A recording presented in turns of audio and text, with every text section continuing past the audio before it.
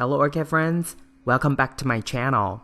Wherever you are, I hope you're having a great day, staying healthy and staying safe.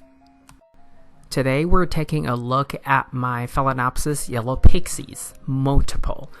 First, we're going to take a look at my number 3 and 4, and later, second half of the video, we're going to look at the oldest two, number 1 and number 2. In my collection, there are a total of 6 yellow Pixies. I bought these 6 different orchids on 3 occasions. Each time I got 2, and the oldest one being at least 5, if not 6 years old. So I got all these yellow Pixies at my local grocery store, Trader Joe's.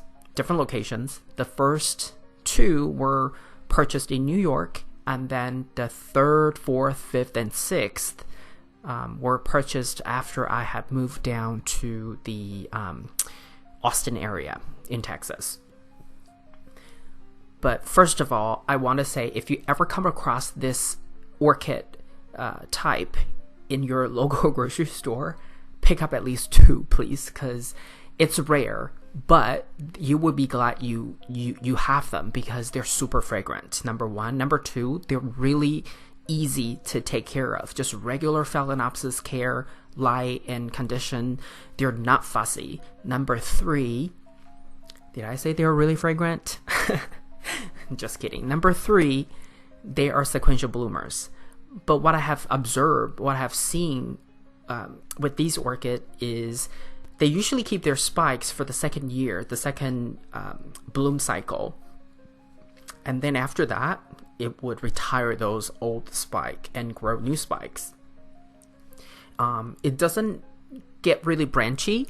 Yes, it sometimes would have like offshoots here and there, but primarily one single lone spike that it would keep for 2 years, and then the second year it would just simply elongate a little more from the tip of the spike to give you a little bit more buds. But again, for good display, for good shows, fresh new flower spike always do better than older flower spikes. So for number 3 and number 4, essentially the second batch, one of them gave me double spike and one of them only gave me single spike, but they're still very, very nice to look at regardless of how many spikes they produce. And the fragrance is really strong, so I usually don't need to stand really close to it. And because I have 6, I can tell you sometimes when I open my bedroom door, I can smell a very faint fragrance of these yellow Pixies. And that's how fragrant they are. Of course, you know, fragrance has to do with ventilation and also the time of day, because when they are most fragrant is morning time, and then gradually around 2 to 3 p.m. in the afternoon, the smells start to dissipate, start to weaken. So the care that they get really is typical Phalaenopsis care, and that is 1/4 cup of water. Sometimes this water, well, most of the time, this amount of water already has fertilizer in it, and the fertilizer concentration or dosage is really 25%. And you can see here, they're in inorganic media. It's a mixture of manto clay and hydrocorn. And because these two, the roots are just regular size, so I chose a ratio of 1:1. Maybe with smaller pebbles being a little bit more, the hydrocorn pebbles being a little bit more. And later you're going to see my oldest 2 yellow Pixies, their roots are thicker and more abundant, more roots. So I went with bigger pebbles, with a higher ratio with bigger pebbles, and then smaller pebbles being manto clay. Smaller pebbles, you know, slightly less. So these are the 2 oldest one. You can see more leaves, more roots. And another thing interesting about these first 2 yellow Pixies is that they're in the peloric form.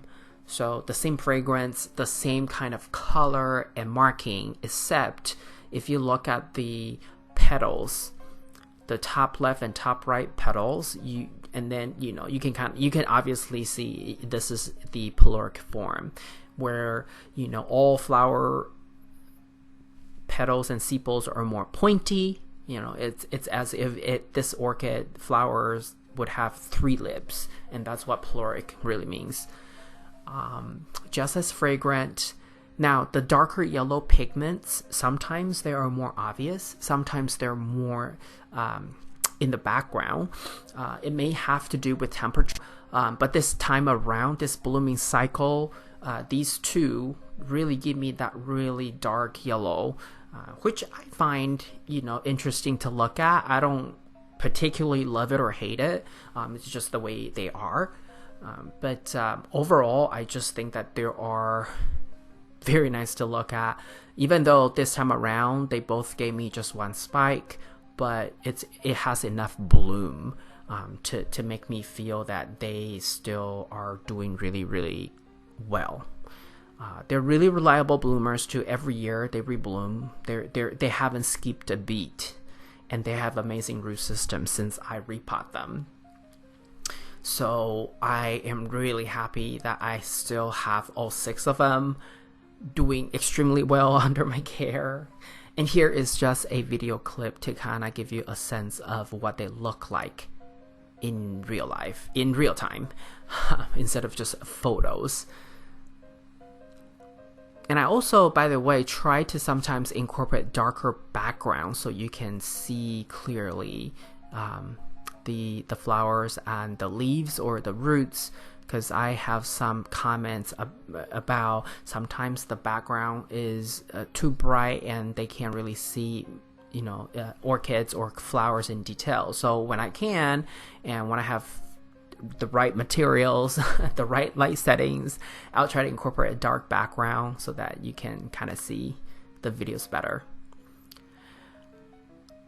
Another thing I want to remind you is, even though I use 25% only concentration for a fertilizer for these orchids at least once a month, so usually at the end of the month I will only use just water, no fertilizer, to soak them really well. And because the inner cup has drainage holes at the bottom, so I can easily drain out the water after soaking. And that soaking is very important for Phalaenopsis orchids, in fact most orchids really, because that soaking allows excess or salt buildup, as well as dead tissues or potential dead bugs or whatever that can be taken away by the water. You can flush away those substance, and that way roots can grow healthily.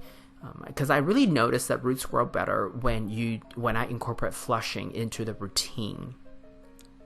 But just look at these root tips. Come on.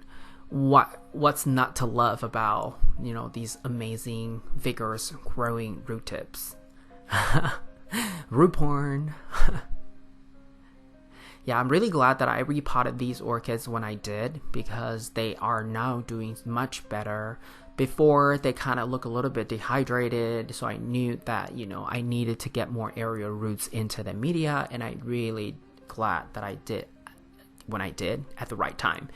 And now they're really just doing even better.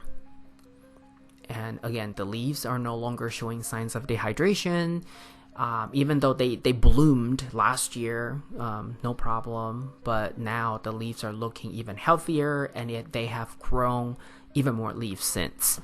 Overall, great orchids to have. If you come across these orchids in your local areas, definitely get 1 or 2. This is all I have for you today. If you like this video, please give it a thumbs up. And if you would like to get more orchid related videos from my channel, please subscribe and turn on the notification. I want to wish you happy growing, and I will talk to you in my next video. Ciao!